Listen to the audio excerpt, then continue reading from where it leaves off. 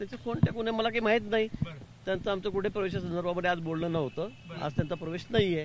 पुढे भविष्यामध्ये काही सांगता येत नाही. परंतु भाऊ ही चर्चा सुरू झाल्यानंतर त्या दोन्ही पदाधिकाऱ्यांची बागुल असतील किंवा मामा राजवाडे असतील दोघांची सुद्धा शिवसेनेने हकालपट्टी केली. आता त्यांना पर्याय काय? एका महिन्यामध्ये 4 अध्यक्ष बदलावे लागतात त्यांना. त्यांच्याकडे कोणी राहायलाच तयार नाही.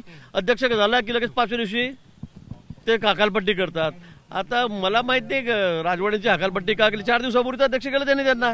आता त्यांच्याकडे कोणी राहायलाच तयार नाही. म्हणून मला आश्चर्य वाटतं का असं होतंय. तुम्ही विधान केलं होतं पण जमीन दोस्त होईल, एकही माणूस राहणार नाही.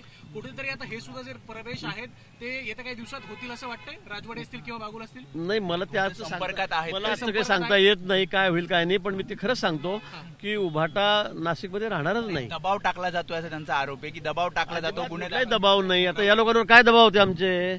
त्यांच्याबरोबर कोणी राहायलाच तयार नाही. मी वारंवार आपल्याला सांगतोय की उभाटा बरोबर राहण्याची कोणाची आता मानसिकता नाहीये, इच्छा नाहीये.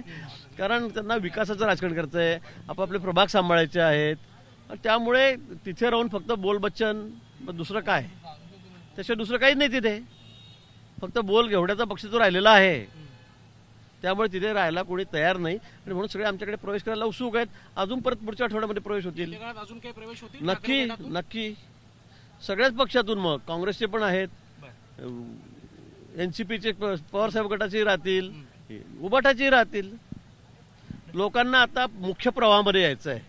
मोदीजींच्या नेतृत्वावर त्यांचा विश्वास आहे, देवेंद्रच्या नेतृत्वावर त्यांचा विश्वास आहे. आणि म्हणून आता सगळे भारतीय जनता पक्षाकडे सगळ्यांचा ओढा आहे.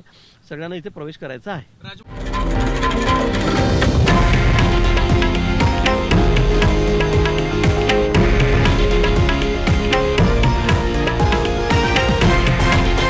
हे आहे देशातील नंबर 1 न्यूज नेटवर्क आणि आपण पाहत आहात TV9 मराठी, एकमेव.